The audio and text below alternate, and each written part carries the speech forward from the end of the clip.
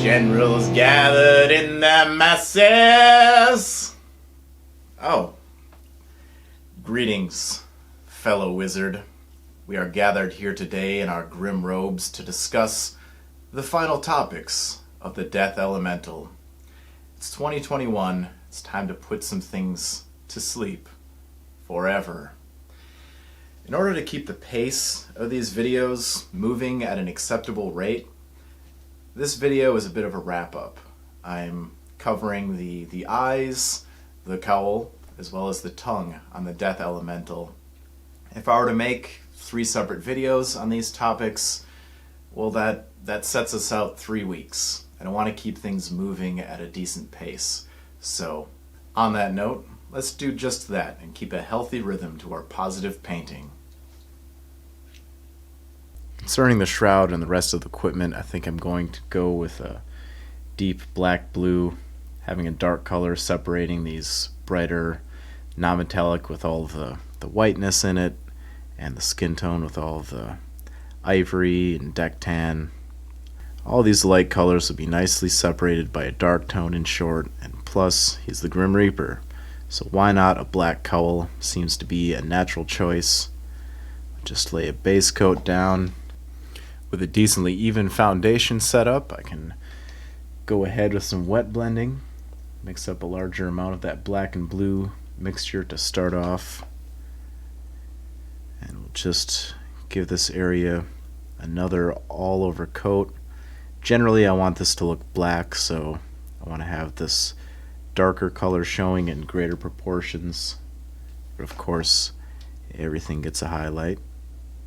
So just bring small amounts of white into play, wet blending it along the top, all of these folds, just like so. I don't want it to be too dramatic at this point, just a nice gradual progression.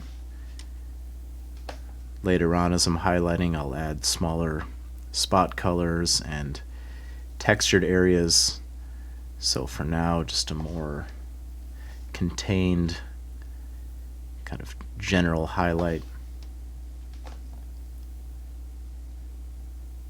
Even on top of the head, I don't want it to be showing as maximum bright white. We'll stipple along the edges of the cowl just to increase that textured look. Yeah, with wet blending, don't be afraid to go back and forth between the ingredients to balance things out. If I need to tone this down, for example, just adding more of that darker mixture, get me where I want to be. And this area as well, where the cowl is kind of draping outwards over his collarbone. Bring a slight highlight into that. I'll be giving his belt a similar treatment as well. Generally it's facing downwards. It's pretty dark, pretty minuscule area of the model, but I don't want to leave any details untouched. Just got to work that belt line a little bit. Now with that wet blended base coat in place, I can go a little bit brighter, and I'll use a smaller, sharper brush. Just start adding small textured strokes. I want this to look very rough and very tattered. It's okay to go to a near white, but just use it in very small amounts so it still reads as a black tone. Got a nice large blue-black shadow and mid-tone, and just capping it off with the smallest points, brighter highlight. Just very gradual, letting that mid-tone breathe. Along the top of the head, I'll just be using very short, liney brush strokes and just kind of cross-hatching and building on that, just being very gradual with this texture. I'll keep going at this for quite a while. There's no need to rush it. The more fine and more hairy your brush strokes, the finer that texture will be, the greater the effect. But in this especially exposed area, like the top of the head, we want to really take our time. Gradually start bringing in smaller amounts of white, start building up these brighter areas just right along the top of his forehead, front of the cowl.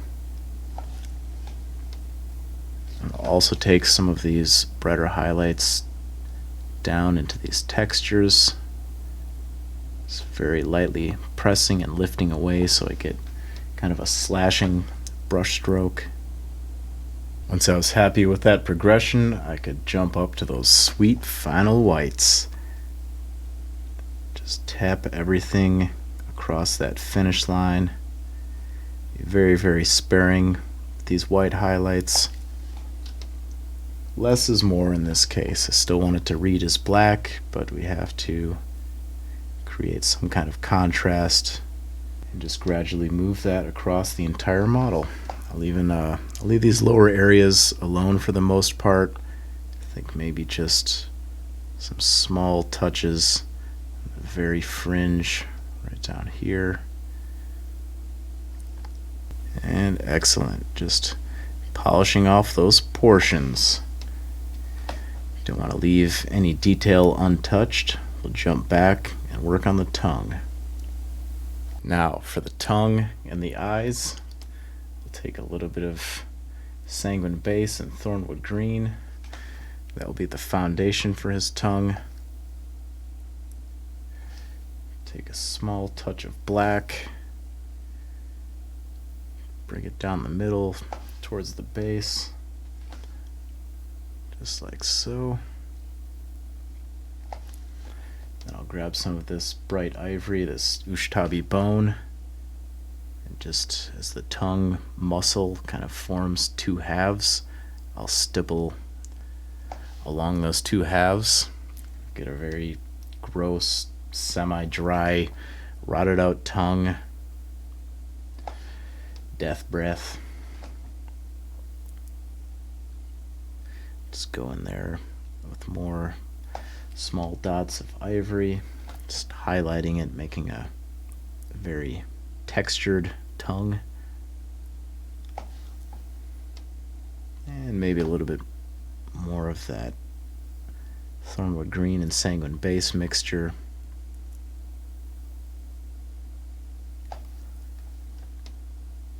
And then right at the tip of the tongue, just to kind of mark that edge, I'll stipple in some more Ushtabi bone.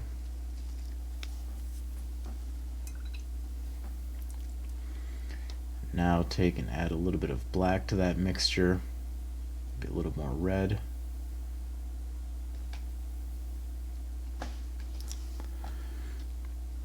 I'll smooth down the center of the tongue and that little crevice, and right where it's curling back along the edges of the teeth. Paint the roof of the mouth in with that color as well. Gross. And as things are drying and desaturating, a couple more spots of the ivory.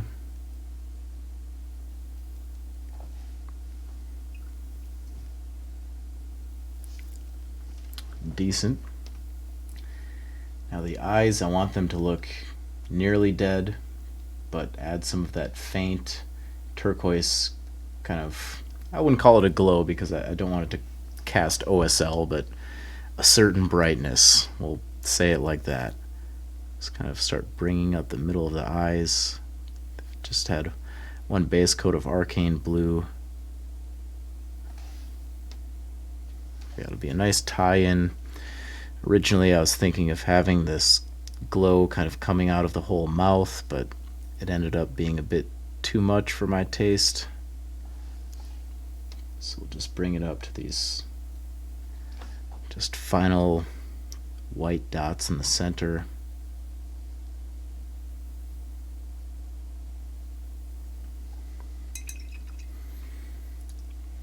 do have some turquoise ink off to the side from the other day. Water that down 50-50. Take most of it off of my brush. And then just a tiny candy coating right over that eyeball, kind of helping to tone out that dark lined crevice. Just like that. Now let's take a little turquoise sanguine base, some titanium white, add a very small amount of dots. Take most of the paint off of my brush, just stipple in one brighter highlight on that tongue. Bring out the very tip of that licky whip, and job is a good'un.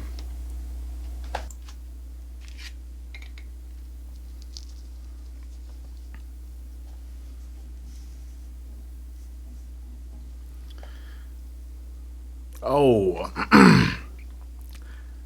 and oh yeah, he is all assembled, and now I've been waiting for this moment. There are a few areas that within the non-metallic metal reflections, I didn't know quite how everything was going to be meeting up in relation to the blade and the glow and the reflections. Oh boy.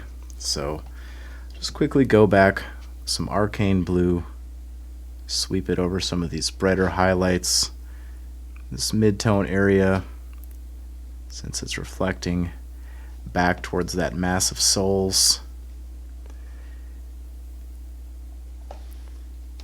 This area here on the back of his elbow, just have to remember these metallics, sure it's not quite a mirror-like reflection, but they are going to take on the color of their environment to an extent. It's up to you how crazy you want to get with that, how far you want to take things. I'm just going to keep it on the subtle side, just very lightly glaze a few layers turquoise paint or some of these specific spots. Right in here is a good example, right up there.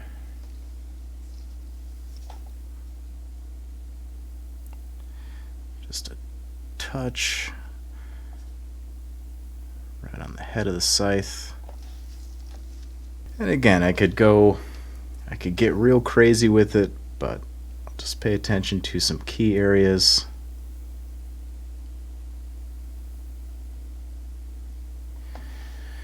And just leave it like so.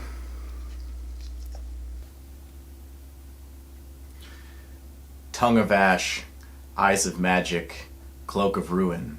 Finalized. I hope you all enjoyed this video. Feel free to ask questions below. The more questions asked, the more learning that we can accomplish. I'm hoping I've answered all potential questions, but you never know. People learn in different ways, and that is exactly what we are here for. So remember, practice and patience. Everything you do, you rush through so you can do something else. So take your time and enjoy the moment.